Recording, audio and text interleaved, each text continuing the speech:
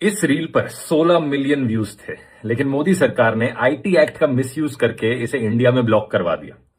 यह है हालत आज के दिन दोस्तों देश में फ्रीडम ऑफ स्पीच की। अगर आप मोदी की तारीफ करो तो ये आपकी फिल्में बड़े पर्दे पर चलवा देंगे, लेकिन अगर आप मोदी की असलियत दिखा दो कॉमेडी के जरिए भी, तो ये आपके वीडियोस को सोशल मीडिया पर पे भी नहीं रहने देंगे। लेकिन पता है क्या है, इन लोगों को एहसास नहीं है कि जनता में कितनी ताकत है। आओ उन्हें जरा एहसास दिलाते हैं। मैं इस रील को दोबारा अपलोड करता हूं और इस बार इतना शेयर करना कि 30 मिलियन व्यूज क्रॉस हो जाए और डाउनलोड करके व्हाट्सएप पर हर जगह फैला दो। अगली बार 2 बार सोचेंगे ऐसा कुछ करने से पहले। पहली बात ये, हम रील बनाने वाले कभी भी अपने प्रधानमंत्री को गाली नहीं देते हैं। हमें हमारा संस्कार अच्छे से पता है।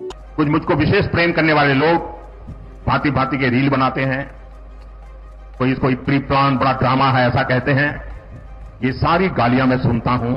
हाँ, ड्रामे वाली जो बात है वो कहीं ना कहीं सही है, क्योंकि आपसे बड़ा ड्रामेबाज कोई हो ही नहीं सकता है पूरे देश में। आप लोग वीडियो को लास्ट तक जरूर देखना, आप लोगों को भी समझ आएगा कहीं ना कहीं मैं सही बोल रहा हूँ और क्या क्या ड्रामेबाजी है मैं इसे भी बताता हूँ आप लोगों को। जब आप प्रधानमंत्री नहीं बने तब आपको इंडिया का रुपया बहुत ही पतला लगता था। उस टाइम पे 1 रुपया डॉलर के 60-61 के बराबर था। रुपया नहीं गिरता है, बांग्लादेश की करेंसी नहीं गिरती है, पाकिस्तान की करेंसी नहीं गिरती, श्रीलंका की करेंसी नहीं गिरती। क्या कारण है? हिंदुस्तान का रुपया पतला होता जा रहा है। आज इंडिया का 1 रुपया 90 के पार हो चुका है, पर आप इसके बारे में बात भी नहीं करना चाहते हैं। तो आपसे बड़ा ड्रामेबाज कौन ही हो सकता है। आप ड्रामेबाज यहाँ भी हैं जब आप नारा देते हैं बेटी बचाओ बेटी पढ़ाओ का, पर जब मणिपुर में वो चीजें होती है, जब महिलाओं को नंगा करके रास्ते पे घुमाया जाता है, उनके साथ अत्याचार होता है, उनके साथ अन्याय होता है, तब आप चुप बैठे रहते हैं। आप ड्रामेबाज वहाँ भी कहलाते हैं जहाँ पे आप गाय का पूजा करते हैं, पर वहीं आप ओमान से हलाल का सर्टिफिकेट लाते हैं बीफ एक्सपोर्ट करने के लिए। आपका ड्रामा तो मुझे 2022 में ही पता चल गया था, जब आपकी माँ का निधन हुआ था और आपने सर तक नहीं मुंडवाया था। जबकि सर मुंडवाना हिंदू धर्म में बहुत ही पवित्र माना जाता है, जिसे बोला जाता है पितृकर्म, जिसमें सर मुंडवाने से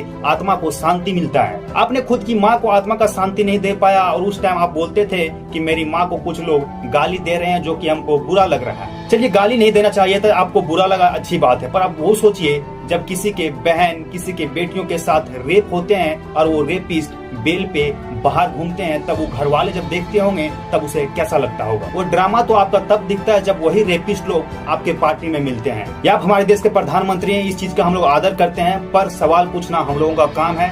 हम लोग सवाल पूछेंगे। जय हिंद, जय भारत। घूम फिर करके फिर तनाव आ गया।